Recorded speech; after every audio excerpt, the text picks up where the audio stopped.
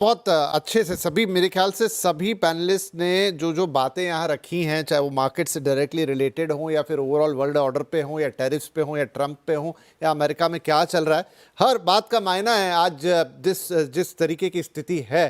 सुब्रमण्यम साहब, अगर मैं आपसे समझना चाहूं, देखिए बाजार तो सब तरफ गिर रहे हैं, अमेरिका में भी गिर रहे हैं, वहां के भी निवेशक बहुत पैनिक में हैं इस समय, वहां भी कोई अच्छी स्थिति नहीं है। क्या चल रहा है इस समय निवेशकों के बीच में? और एक एक बात मैं बहुत तेजी से एक सर्कल में होते हुए देख रहा हूं कि क्या अब एफआईआई लौट के भारत की तरफ फिर से देखेंगे, क्योंकि पूरी दुनिया की ही स्थिति वैसी बन गई इंक्लूडिंग अमेरिका। तो पहले मैं एक चीज को बताऊं कि ये जो मार्केट ने अभी एंटिसिपेट किया है, मैं समझता हूं कि वर्स्ट केस है। मैं बताया कि दो तीन एनालिस्ट ने कहा कि नहीं, अभी इससे भी वर्स हो सकता है। मैं क्यों कह रहा हूं, ये बात सिंपल सी। ट्रम्प की 1987 में उन्होंने बुक लिखी थी, the art of the deal. उससे मैं एक पैराग्राफ पढ़ लेता हूं, ठीक है? सुन लीजिए। Trump ji. says that while making a deal, it starts with an unachievable demand, which suddenly puts the other party in a fix. Rather than thinking about any rational number, the unbelievable starting number becomes the anchor to negotiate. Then Trump gives a concession and walks away with a very good deal, while other party also feels good about having won a concession. तो मेरा मानना है कि ये जो उन्होंने लगाया जो टैरिफ, चीन को छोड़ दीजिए, बिकॉज चीन को वो एक सबक सिखाना चाहते हैं क्योंकि वो काउंटर टैरिफ लगा रहे हैं। और बाकी सब देश के बाद ये जरूर अपने जो टैरिफ करंट लगाया है उससे कम ही एक्चुअल में डील करेंगे। तो वो डेफिनेटली एक राहत मिलेगी, क्योंकि वो एक बिजनेसमैन है अल्टीमेटली। वो एक डील में क्लोज करना चाहते हैं, नो डील उनको नहीं चाहिए, वो एक बात है। तो अमेरिका की मार्केट, और इतना भी जो सवाल मैं आपने बताया उसको रिप्लाई करता हूं कि अमेरिका में इसलिए प्रॉब्लम है क्योंकि उन्होंने कहा कि ये टैरिफ का इंपैक्ट अमेरिकन कंपनीज को, कंज्यूमर्स को पास ऑन करने से मना किया है। उन्होंने बोला कि मैं सख्त कार्रवाई लूंगा अगर आपने ये इन्फ्लेशन को उधर बढ़ने दिया। तो ये बात भी है, इसलिए उनकी ईपीएस पे अगर प्रेशर आ जाएगी, ये अनिश्चितता अमेरिकन निवेशक पे है। राइट, इसलिए अमेरिका में मार्केट इतनी करेक्ट हुई है क्योंकि वहां पे ईपीएस ग्रोथ का प्रोजेक्शंस अभी रिवाइज करना पड़ रहा है। सेकेंड बात, वो ऐसे क्यों कर रहे हैं? क्योंकि अल्टीमेटली उनको इन्फ्लेशन को नहीं बढ़ाना है, क्योंकि उनको दबाव देना है फेड के ऊपर कि आप इंटरेस्ट रेट की कटौती करो, तो एक स्लो डाउन भी आ जाए वो उनको प्रॉब्लम नहीं है। क्योंकि स्लो डाउन प्लस अगर इन्फ्लेशन नहीं बढ़ी तो फेड के हाथ में भी रेट कट छीन के लेंगे, यही उनकी कोशिश है। सक्सेस ये कब होगा? तो एफआईएस की रुख यह है कि अभी अमेरिका में अनिश्चितता है ईपीएस ग्रोथ के ऊपर, इसलिए वो अमेरिका से पैसा निकाल रहे हैं। अब ये डेवलपिंग सिचुएशन को देखें तो क्या होता है कि एफआईएस को कहीं ना कहीं तो पैसा निवेश करना ही है ना। तो कहां ढूंढेंगे कि कहां पे इसकी एक आउटलुक पॉजिटिव निकल सकती है? जरूर एफआईएस अभी क्या है कि चीन में, क्योंकि काउंटर वॉर चल रहा है, चीन के ऊपर नाराजी रहेंगे, और चीन को फिच ने डाउनग्रेड भी किया है, तो वो एक भी एक कारण है। मगर बाकी देशों के पास जो जो चीज में एक ट्रेड एग्रीमेंट की गुंजाइश है, जैसे इंडिया में बातचीत चल रही है, एक बायलैटरल ट्रेड एग्रीमेंट साइन होने की होप है। और होप कहां से आती है? क्योंकि एक्टिव डिस्कशंस हो रहे हैं। पीयूष गोयल जी उधर गए थे, वापस उनकी टीम भी आई थी। सेकेंड चीज, मोदी जी और ट्रम्प जी जब मिले थे उधर, तब उन्होंने कहा था कि ये $500 बिलियन तक हम बढ़ाएंगे 2030 तक। यानी उनकी तरफ से भी इंडिया से ट्रेड रिलेशनशिप बढ़ाने की बात हो रही थी। वो कहां पे जरूर कुछ ना कुछ गिव एंड टेक तो होगा।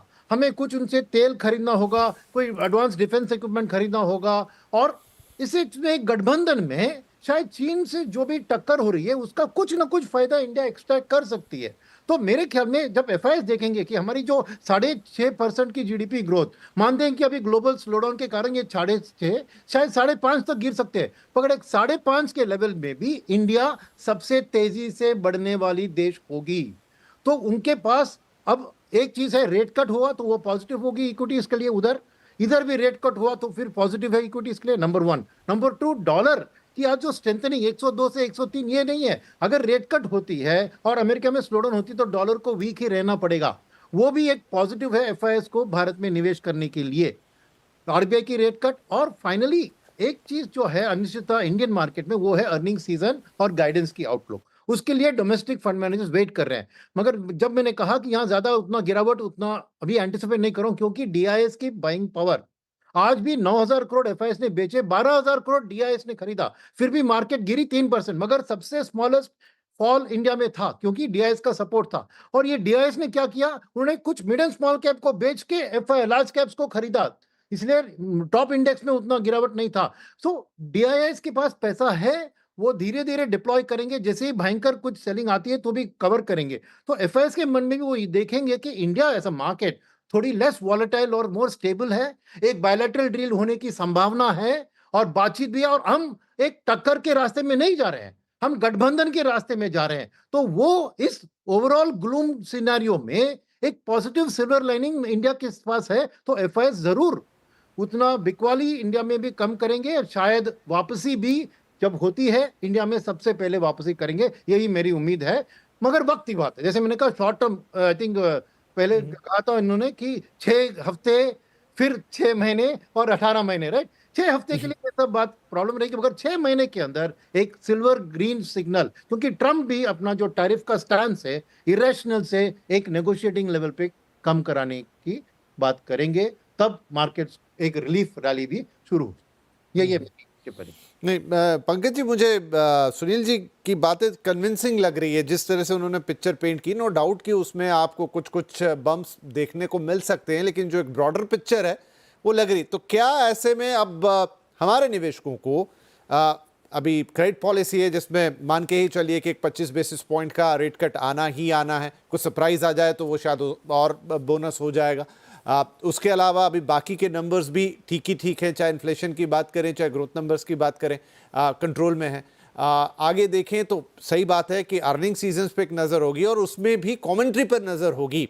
ऐसे में क्या आपको अपने मार्केट पे ही ट्रस्ट करना चाहिए? हाँ, आपके जो बाइंग फंडामेंटल्स है वो सही होना चाहिए कि क्या खरीदना है आपको, क्या नहीं खरीदना है, लेकिन आपको बहुत पैनिक करने की ज़रूरत नहीं है। कुछ लोग हमेशा गिरावट पे कहते हैं कि ये एक मौका भी है खरीदने का। कैसे इस करंट सिचुएशन को एनालाइज करेंगे? देखो Vipin ji, we'll have to be rational. और अगर हम बात पैसों की कर रहे हैं, फाइनेंसेस की कर रहे हैं, इकोनॉमिक्स की कर रहे हैं, तो एक सेकंड के लिए let's keep the patriotic fervour on the side. अगर हम एक पैट्रियोटिज्म थोड़ी देर के लिए साइड में रख दें and let's talk only on financial basis, on economic basis, on money basis.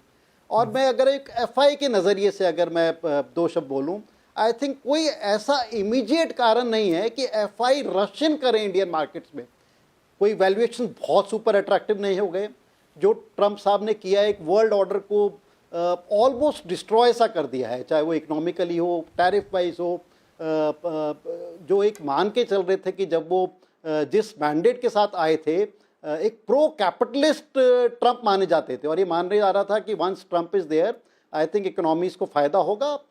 जो वायलेंस वर्ल्ड में चल रहा है, जो वॉर्स वर्ल्ड में चल रही हैं, उनमें एक बहुत जल्दी विराम आएगा and will be back to rosy days. I think उसके विपरीत हुआ है। वॉर में ठीक है थोड़ा बहुत थमा हुआ है, but they are nowhere close to closure. और जिस तरह से on immediate basis, on a very fast track basis ये टैरिफ वॉर चल रही है, इकोनॉमिक ऑर्डर को डिस्ट्रॉय किया गया है। उसके अलावा अगर हम एक जैसे नाटो एज अ फ्रंट अगर हम देखें, जो एक 100 साल के एक जो फ्रंट बने थे, उनको सडनली यू टेल देम कि everybody has to fend for himself और हरसेल्फ, और कंट्री को अपना ध्यान अपने आप रखना है, तो ऐसा नहीं होता है। आई थिंक डिस्ट्रॉय करने में बहुत कम टाइम लगता है, और उस चीज़ को दोबारा से एक समीकरण को, एक ग्रुप को इकट्ठा करने में या कॉन्फिडेंस बिल्ड मेजर्स में बहुत लंबा समय लग जाता है।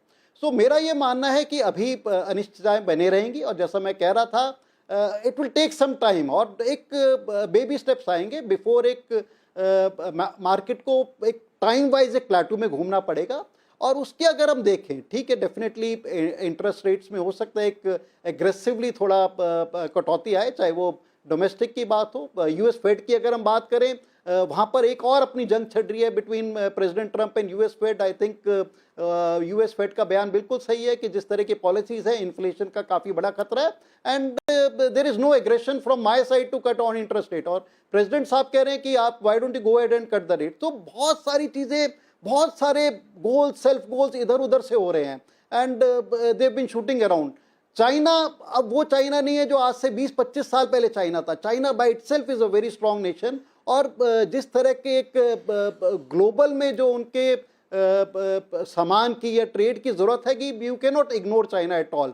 सो many things are floating around. Q4 के हमारे जिस तरह के रिजल्ट्स हैं, कोई ऐसी बहुत ज़्यादा ऑप्टिमिज्म नहीं है Q4 के रिजल्ट में। What has happen in last 2 weeks, तो मेरे को लगता है कि ज़्यादातर कमेंट्री अब कॉशियस की तरफ से आएगी, जो मैनेजमेंट की तरफ से आएगी।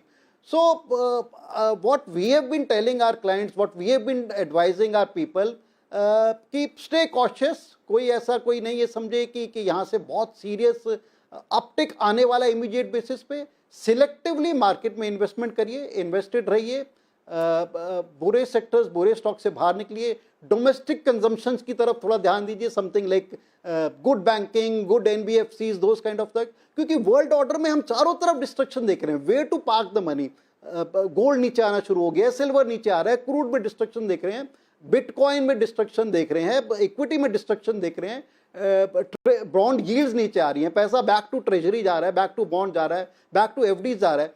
सो एक आई थिंक एक अनफोर्सीन सा एक समीकरण मार्केट में हुआ है, and one will have to stay cautious. और ऐसा नहीं मैं मानता कि FIs बहुत सीरियसली बहुत जल्दी रशियन इंडियन मार्केट्स में करने वाला है। Rather I would give full marks to them. आज से 6 महीने पहले जब उन्होंने एक एग्रेसिवली सेलिंग स्टार्ट की थी, and that selling was nothing to do with Trump, that selling was because of the valuation. Though बहुत सीरियस एक्सटेंडेड वैल्यूएशन हमारी मार्केट में हो गए थे। I think they outwitted retail investors, they outwitted our domestic funds. I think they were the first one to aggressively start selling, और वो selling चलती रही है। So let's wait and watch. एक चीज और मैं कहूंगा, अगर हम पूरे वर्ल्ड में देखें, out of every $100 invested in the world, जो India as a emerging market आती है, $3 से $4 इंडिया में पहुंच पाते हैं। Majority $65 to $70 are still invested in USA और बाकी इमर्जिंग मार्केट्स में। So on a global platform, on a global scale अगर हम देखें तो इतना बड़ा इंडिया का पाई नहीं हैगा। ठीक है, domestically we have grown, our economy is rising fast, and you can not ignore economy like India. But मेरा ये मानना है कि FIs कोई बहुत जल्दी तरीके से इंडिया में रशियन नहीं करने वाले।